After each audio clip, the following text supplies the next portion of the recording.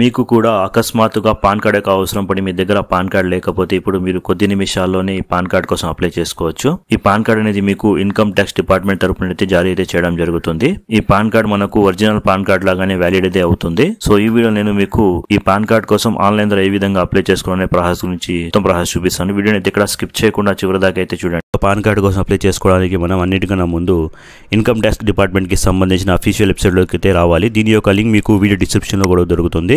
So ఆ link మీద click చేసుకొని మీరు డైరెక్ట్గా ఈ వెబ్సైట్లోకి అయితే రావచ్చు. సో ఇక్కడ మనకు పాన్ కార్డ్ అప్లై చేసుకోవడం కోసం ఇన్స్టాంట్ ఈ పెన్ అనే ఆప్షన్ కనిపిస్తుంది. సో దాని మీద క్లిక్ చేసుకోవాలి. దాని మీద క్లిక్ చేసుకోగానే నెక్స్ట్ మనకు ఈ విధంగా పేజ్ అయితే ఓపెన్ అవుతుంది. సో ఇక్కడ మనం కొత్తగా పాన్ కార్డ్ కోసం అప్లై చేసుకోవడానికి గెట్ న్యూ ఈ పెన్ మీద క్లిక్ చేసుకోవాలి. దాని తర్వాత నెక్స్ట్ మనకు ఈ విధంగా పేజ్ అయితే ఓపెన్ అవుతుంది.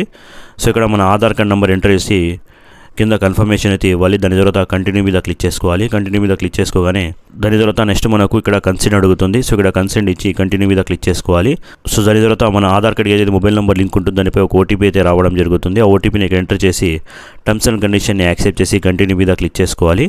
దాని తర్వాత నెక్స్ట్ మనకు మన పాన్ కార్డ్ కోసం మన డేటాని ఇది ఆటోమేటిక్గా ఆధార్ కార్డ్ నుండి తీసుకోవడం జరుగుతుంది. సో ఇక్కడ చూడవచ్చు మన ఆధార్ కార్డ్ నుండి ఇది మన సంబంధించిన మొత్తం డేటా ఇక్కడ తీసుకోవడం జరుగుతుంది. ఇక్కడ అది డిస్ప్లే అయితే అవుతుంది.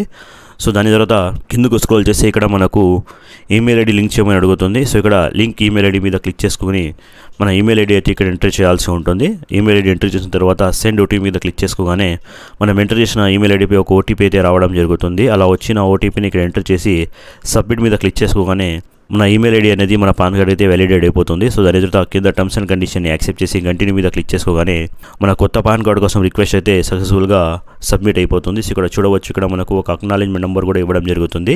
సో దీన్ని మీరు సేవ్ చేసుకుని పెట్టుకోండి. ఫ్యూచర్లో మనం మన పాన్ కార్డ్ యొక్క స్టేటస్ చూసుకోవడం పనికి వస్తుంది. సో దాని తర్వాత మన పాన్ కార్డ్ డౌన్లోడ్ చేసుకోవడం కోసం ఇక్కడ మనం నెక్స్ట్ ఈ హోమ్ పేజ్లోకి అయితే రావాలి. సో ఇక్కడ పాన్ కార్డ్ డౌన్లోడ్ చేసుకోవడం కోసం నెక్స్ట్ మనం ఇన్స్టాంట్ ఈ ప్యాన్ మీద క్లిక్ చేసుకోవాలి. దాని తర్వాత నెక్స్ట్ మనకు ఈ విధంగా పేజ్ అయితే ఓపెన్ అవుతుంది. సో ఇక్కడ చూడవచ్చు చెక్ స్టేటస్ డౌన్లోడ్ ఈ పెన్ అనే ఆప్షన్ ఉంటుంది. సో ఇక్కడ కంటిన్యూ మీద క్లిక్ చేసుకోవాలి. కంటిన్యూ మీద క్లిక్ చేసుకోగానే నార్మల్గా అయితే మీరు పాన్ కార్డ్ అప్లై చేసిన తర్వాత ఈ విధంగా కేవలం 10 నిమిషాల్లో మీ పాన్ కార్డ్ అయితే రెడీ అయిపోతుంది.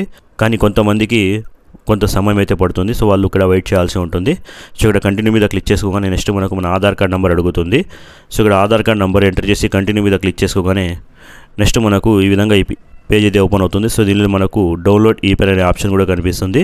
సో దాని మీద క్లిక్ చేసుకొని మన పాన్ కార్డ్ని అయితే పీడిఎఫ్ రూపంలో డౌన్లోడ్ అయితే చేసుకోవచ్చు. సో మనం డౌన్లోడ్ చేసుకున్న పాన్ కార్డ్ ఓపెన్ చేసుకోవడం కోసం మనం డౌన్లోడ్ చేసిన పీడిఎఫ్ని ఓపెన్ చేయడానికి ఒక పాస్వర్డ్ అయితే అడుగుతుంది. సో ఆ పాస్వర్డ్ అనేది మన డేట్ ఆఫ్ బర్త్ ఏదైతే ఉంటుందో అదే మన పాస్వర్డ్. సో అది ఎంటర్ చేసిన తర్వాత మన పాన్ కార్డ్ అయితే ఈ విధంగా ఓపెన్ అయితే. సో ఈ పాన్ కార్డ్లో మనకు మన సిగ్నేచర్ అయితే రాదు.